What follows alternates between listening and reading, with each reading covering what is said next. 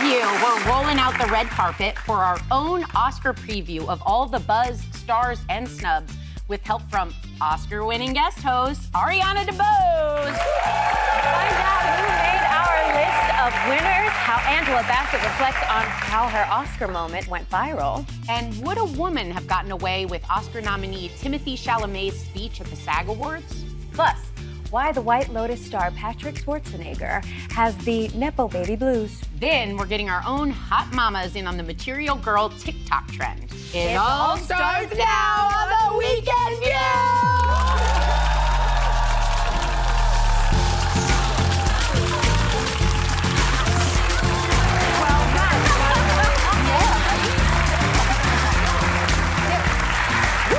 Hello and welcome to the Weekend View. So we are kicking things off with a preview of Sunday night's Oscars. So please welcome our very special guest, co-host, Oscar winner, Ariana DeBose. Yes. Okay, so who's on your list to win, and what about the people who won't win? Oh, and will get mad. Look, you know, I actually am a person who just kind of roots for everybody, which is so boring. I can hear you all at home. That's boring, boring, boring. But the reality is, so anytime you make a movie, every single person puts their blood, sweat, and tears and their heart into it. There have been exceptional performances this season. Yes. Yeah. There have been, you know, lots of roller coasters this season. But I do think, I will point this out as far as snubs, not my favorite word in the world, but I was really surprised Angelina Jolie and Maria didn't quite go the distance and secure nominations for the Oscars. I loved that film. Pablo Larraín is genius, I think. Oh, look at her. Yeah. Wow. Genius, his trilogy of women. I actually thought Maria was the strongest. Wow. So I was genuinely surprised by that. And also I was surprised by Nicole Kidman and Baby Girl not receiving a nomination. Because I know we use the term brave in our industry a lot, but I think that subject matter that really embraced a woman's pleasure and the exploration of how a woman really takes the dominant force in a story like that. I did think that was brave. So I was surprised, and I think it was a career best. Oh, Wow. And Sing Sing. Did you guys see Sing Yes, Sing? yes. Oh my God. How is that not a Best Picture nominee? That's a good call. Look at that. Coleman Domingo. Coleman Domingo. It was a smaller movie, and so many people rallied around it to get it out Based into on a the true world. story. Yeah. Based on a true story. With real people. And incarcerated individuals, and how a theater program helped them find their way back to life. And I couldn't believe that didn't quite make the cut. That's just me. I think you're right. Wow, I hadn't thought about that, because that one really touched me. You know, for snubs, I certainly don't know as much about the Oscars as you do. I just like to watch the fashion. Maybe it's the Catholic in me, but I thought Conclave was a little overlooked, but I think it should win something, just because, I mean, you've got Stanley Tucci, you've got Ray Fiennes, who was incredible, John Lithgow, Isabella Rossellini is also in this film. This was just to see the inner workings of the Catholic Church when they have to choose a pope. I was fascinated by the entire thing. Isabella Rossellini is nominated, right? Yes, I believe so. She has no lines in that film. Performances like that are a testament that you don't actually need lines or a ton of real estate in a film to make your point. Like she really is a tremendous actress. I like Timothée Chalamet's performance a lot. Yeah, you did. I thought he was right on the money with that one. I'm a huge Wicked fan, and Cynthia Erivo, who I expected everything she gave, I think I was more surprised and maybe wasn't as aware of Ariana Grande's talent. But the two of them, side by side, that movie blew my mind. So I'd love to see Wicked take home something. But I also don't believe in snubs, mainly because as an outsider, Whoopi said similar things to you, but as a viewer, I always thought, how do you compare art? Like, how do you give awards to art? And so whenever I see it, I mean it when I say, when I see nominations, anyone watching at home, you're literally all winners and can't relate to those feelings, and I'm so excited for everything. But it depends on the year. You look back at any year, and so many people are like, they got robbed. But then you see who won, and you're like, oh my gosh, they were up against that person. So it's just not something that levels out, but I don't believe in snubs. My snub, Pamela Anderson in The Last Showgirl. I thought it was an astonishing performance. I thought she was fabulous. She's running around with no makeup now, the girl. Yes. Pamela's taken all her makeup off. She looks great. She's beautiful. She's really amazing, and it was a film that stuck with me. And then there are a number of good Best Pictures. A Complete Unknown stuck with me. I think Timothée Chalamet is one of the best actors of our generation, and he just transports you in that role. So I hope for big things for him. My only other thing is Kieran Culkin in A Real Pain is exquisite. I don't know why he's a supporting actor. To me, he was the star of that movie. But I don't even know how they either way, decide he that. deserves an award. Yeah, there's a lot of tricky bylaws and things. It has to do with how many minutes you're on screen, et cetera, et cetera. that's There's a lot. See, it's nice having an Oscar insider winner here. who we get dressed the- up like we her. get the I did. I dressed up like an Oscar. Anybody? Get a little of the inside scoop.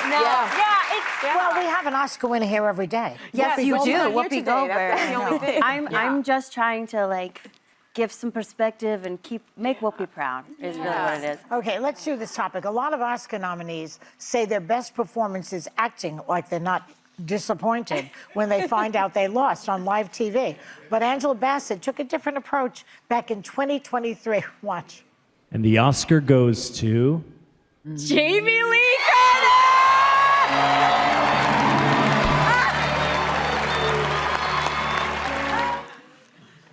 He's like, I don't believe this bitch won. That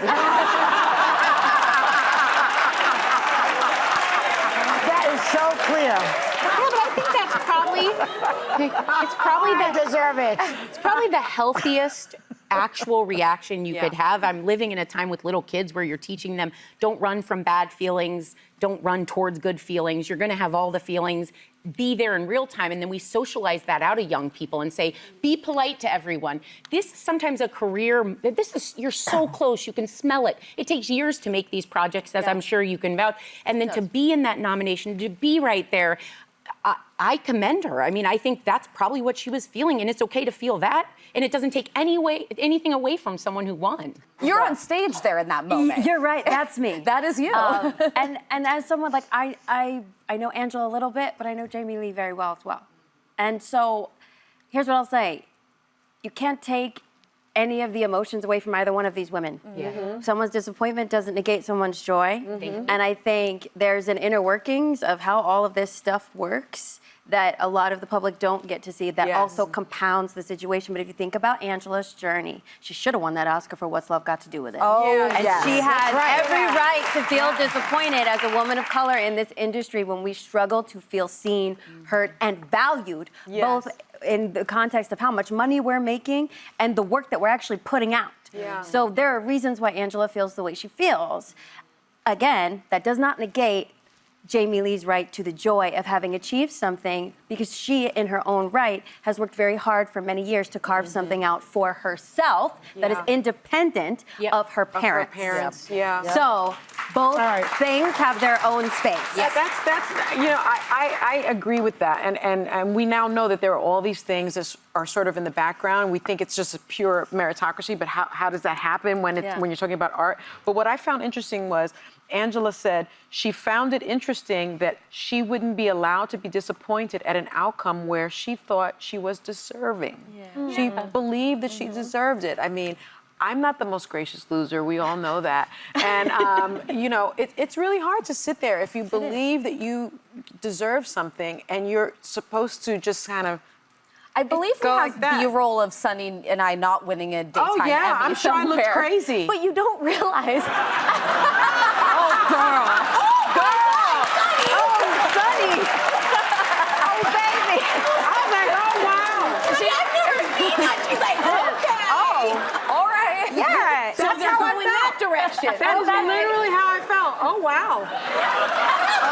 You literally said, oh, wow. And that's a healthy reaction. That's my reaction. Hey, you get what you see with me. You get what you see. I'm just truly authentic, and it's like I was like, wow. Okay. I think there's a lot of things. The last thing I'll say about this, it was like given my experiences, it's like I'm encouraged to be graceful all the time. Right. And so from that space, I'll say like, yeah, there's a little bit of conditioning of be authentic. But be authentic enough that you're not going to offend anyone. And so I would be lying if I didn't acknowledge that, like, I toe the line sometimes. But again, you push me too far, and I might just have to be like, nah, this is what it is. I'm sorry. Yeah. Oscar nominee Timothée. How do you say his name? Timothée. Just Timothée. Why can't he put a Y at the end of it? Ask his mom. Is he Chalamet? French? Maybe he's French. Chalamet. So it's Timothée. Timothée, Chalamet just did a speech. He won the Best Actor SAG Award last week for playing Bob Dylan. He was great in that. Timothée or Timothée, I don't care. He was great. It's called A Complete Unknown. Catch that movie. And during his acceptance speech, he talked about his big plans for the future. Watch. I know we're in a subjective business, but the truth is, I'm really in pursuit of greatness. I know people don't usually talk like that, but I want to be one of the greats. I'm inspired by the greats. I'm inspired by the greats here tonight. I'm as inspired by Daniel Day-Lewis, Marlon Brando, and Viola Davis as I am by Michael Jordan and Michael Phelps, and I want to be up there. So I'm deeply grateful to that. This doesn't signify that, but it's a little more fuel, it's a little more ammo to keep going. I love that.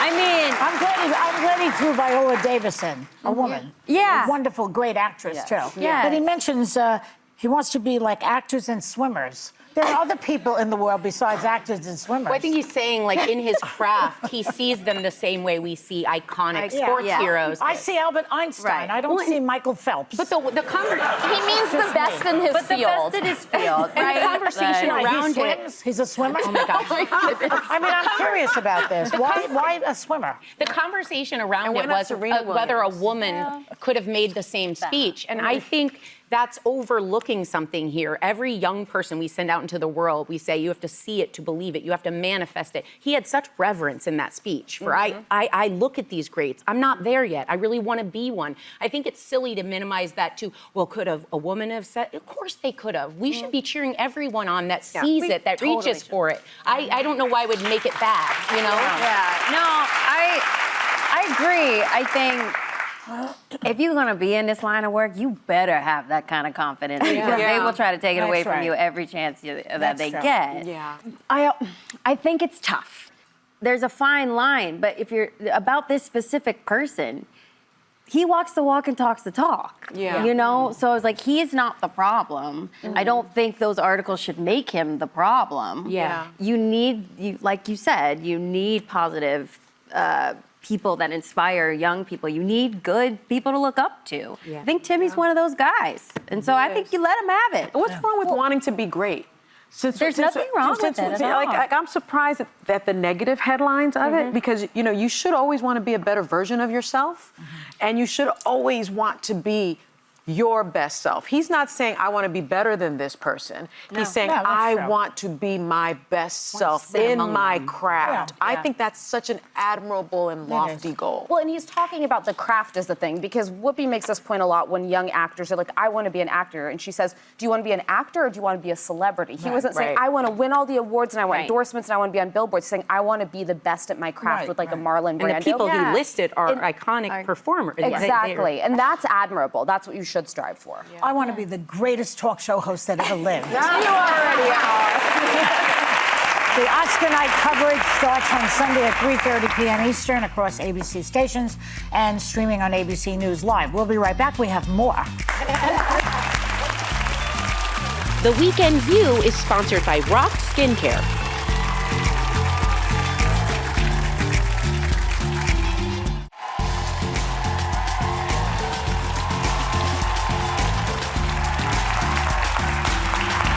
You know, it's very hard to hide who your dad is when your name is Patrick Schwarzenegger. And the White Lotus star says it leads to a lot of false assumptions about him. And here he is talking about it. Oh, he only got the role because his dad's in the industry. There'll be other people that'll say, well, I wonder what his dad paid him to get that job. What am I going to do? Convince all those people that that's not true? It's just such a waste of my energy. I'm never, ever going to convince everybody out there that I work hard, that I have my own values in life, that I want to make my own name for myself. I just got to focus on what makes me happy in life and really what I want to do and where I want to go and stop worrying about what other people are going to think. So Nepo-Babies are being attacked, I guess. And he doesn't like that. You think people are too hard on Nepos? Well, I think Allison Williams, who's the daughter of Brian Williams, she's an actor who's done amazing work on Girls and a lot of other things, actually. But she said it best. She said, all that people are looking for in response to what he's saying is an acknowledgement that it's not a level playing field, that it's just unfair. She says, to not acknowledge that me getting started as an actress versus someone with zero connections isn't the same, it's ludicrous. So all they're saying is, she said, that doesn't take anything away from my work. It just says that the acting coach he trained with, it was a private coach that trains Margot Robbie and Chris Pines. That's not what most people are doing. It doesn't minimize that he's a hard worker, that he might have talent, because you can get in the door, which I'm sure we've all worked with people that got in the door, and sometimes they go right back out the door because they couldn't hack it. You know, but people that end up staying there, they just want someone to say it wasn't always fair and life isn't fair. Yeah, but most of them don't acknowledge that, I think. Most of them just think that they got there because they're brilliant. But I think he was, by the way, he's a double Nepo-Baby because he's also a Kennedy. He's Maria Shriver's child. He looks but like he's Maria. adorable. Yeah. He's excellent in White Lotus. He's a good actor. I think what he said is perfect. It's the acknowledgement that you had advantages other people in the industry simply will not. The high-paid agents, the acting classes, as you mentioned. Yeah. But then to have a longevity, to be a Jamie Lee Curtis down the road, you have to cut it on your own. You're not just riding your parents' coattails at that point. And there are plenty of examples of people who are Nepo-Babies who you forget they even are because they're so individually excellent. Yeah. I think, people do always assume that Nepo-Babies get the job because of nepotism, because it's been like that for so very long. Let's talk about legacy admissions into colleges, right? I mean, it's been like that forever. But there are a lot of advantages that you do get when you are a Kennedy Schwarzenegger. You grow up with a father in the business, you get the best coaches, you get the connections, you've met these people. Maybe his casting had nothing to do with the fact that his last name was Schwarzenegger, but people will always question it. But I will say this, I watch White Lotus, love White Lotus. I didn't know he was Patrick Schwarzenegger because he doesn't really look like Arnold. No, but he looks like his mother. He does look like his mother, but I wasn't putting it together. He's good in this. He plays a jerk, but he plays he's really good at playing a jerk. And so I thought to myself, wow, this person has talent. Yeah. This person does have talent. Plenty of them ride on their parents, I think, a lot of them. Some of them, but I will say, I know Nepo-Babies who have gone so far to change their last name to separate themselves That's from a their good parents. idea. To try to do it on their own. Malia Obama did that. Like, in order to, because they want to earn their space or their seat at the table. They want to show that they do have talent. And at the end of the day, talent reigns supreme. And if you got it, you got it. And if you don't, you don't. Doesn't matter who your parents are. That's the reality. I grew up in a day when the name Schwarzenegger, you would change it just because no one could pronounce it.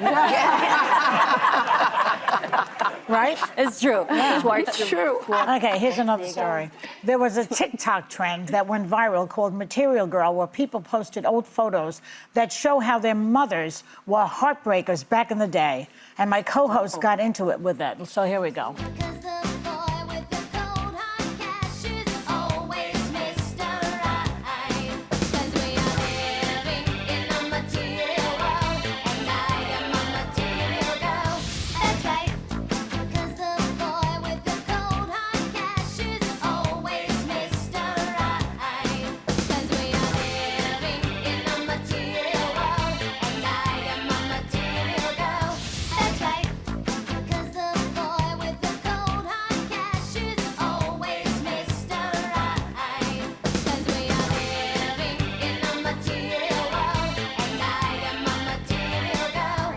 I look like my dad. You look like your father. All I'm missing is a mustache. Wait, you know who you're missing in there?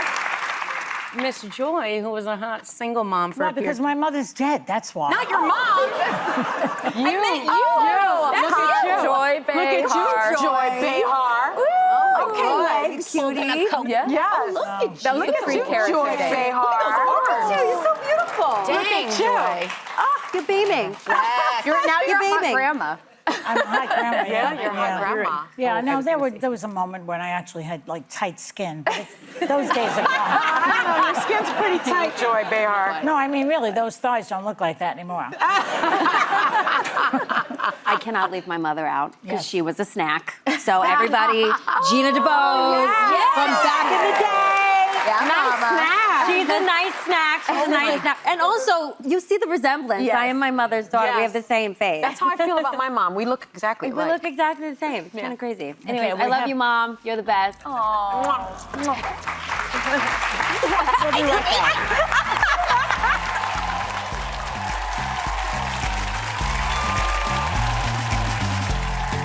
The Weekend View is sponsored by Rock Skincare.